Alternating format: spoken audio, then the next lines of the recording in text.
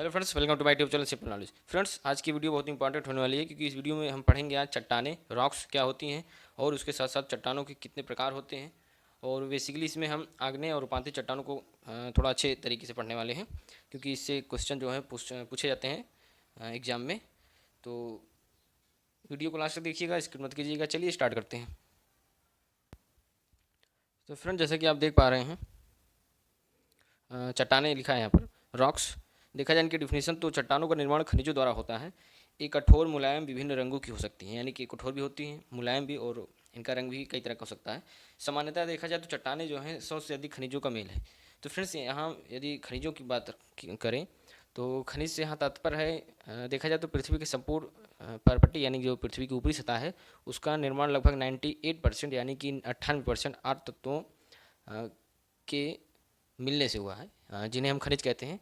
जैसे कि है O2, Si, Al यानी कि एल्यूमिनियम, या फिर फेरस है, कैल्शियम है, सोडियम है, पोटेशियम और मैग्नीशियम।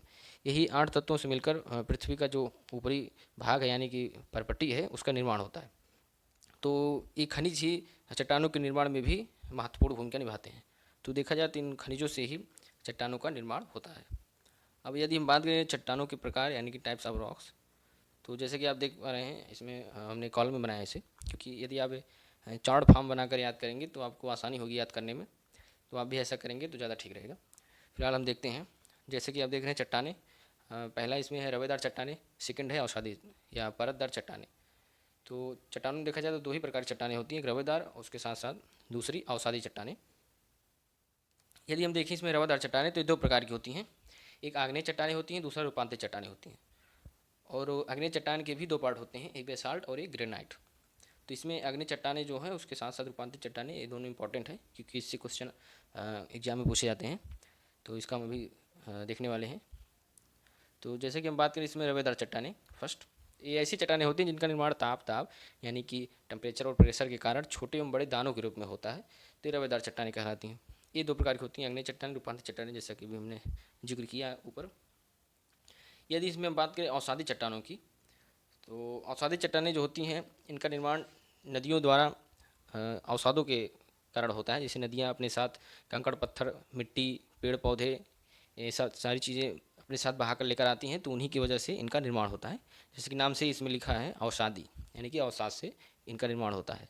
तो इस प्रकार की जो चट्टानें निर्मित होती हैं उन्हें हम अवसादी चट्टानें कहते हैं। उसके साथ साथ इसे परतदार चट्टानें भी कहते हैं।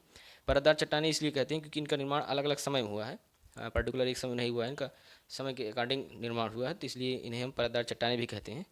उसके साथ इन्हें ढेर युक्त चट्टानें भी कहा जाता है क्योंकि ये ढेर के समान दिखाई देती हैं।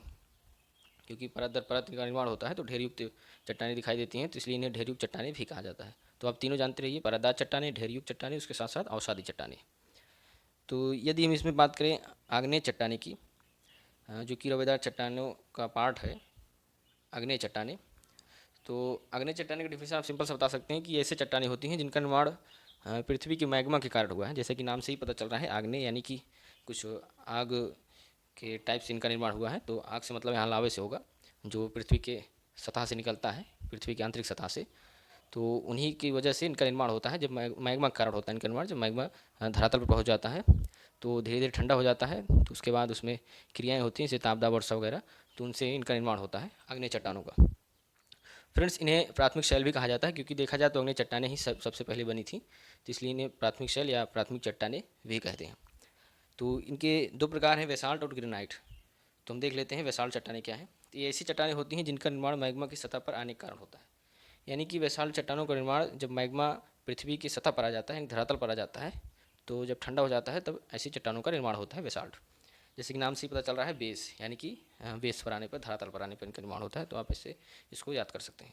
सेकंड हम देखें ग्रेनाइट चट्टानें, तो ऐसी चट्टानें होती हैं जिनका निर्माण पृथ्वी के अंदर मैग्मा से ही होता है। तो जैसे कि पृथ्वी के धरातल से मैग्मा निकलता है, तो जब उसका मुख बंद हो जाता है तो कुछ मैग्मा जो है पृथ्वी के धरातल पर ही अंदर ही रहता है। तो जब ठंडा हो जाता है वो भी, तो ऐसी चट्टानों का निर्माण होता है। तो ये पृथ्वी के अंदर ही इन चट्टानों का निर्माण होता है, ग्रेनाइट।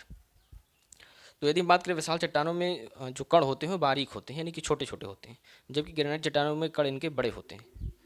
तो ये कुछ इसमें डिफरेंस भी हो सकता है यदि पूछा जाए आपसे तो।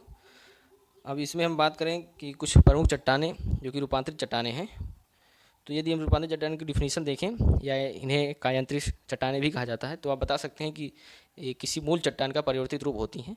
यानी कि मूल चट्टानें हो गई, जैसे आग्नेय चट्टानें हो गई या बेसाल्ट, ग्रेनाइट, इन्हीं सब के परिवर्तन से रूपांतरित चट्टानों का निर्माण होता है। जिसका नाम से ही पता चल रहा है, रूपांतरित यानी कि परिवर्तन। तो ये परिवर्तित रूप है इन्हीं चट्टानों का, तो इन्हें हम रूपांतरित चट्टानें कहेंगे।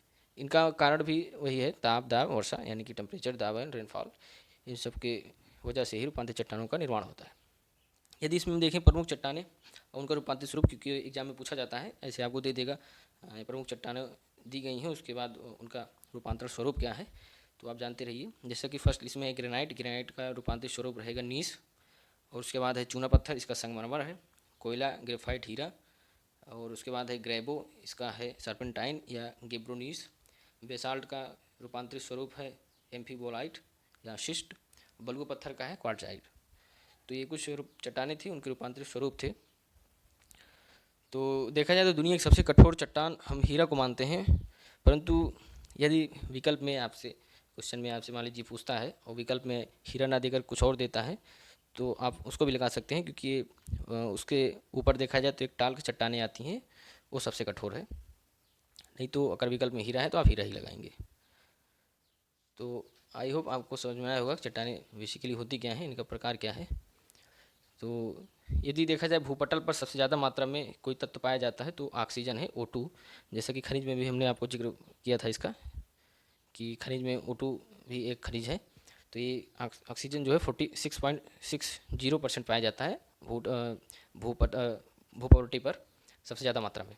उसके साथ यदि संपूर्ण पृथ्वी पर देखा जाए, यानी कि धरातल और उसके आंतरिक सतह पर भी देखा जाए, तो एल्यूमिनियम की मात्रा सबसे ज़्यादा होती है।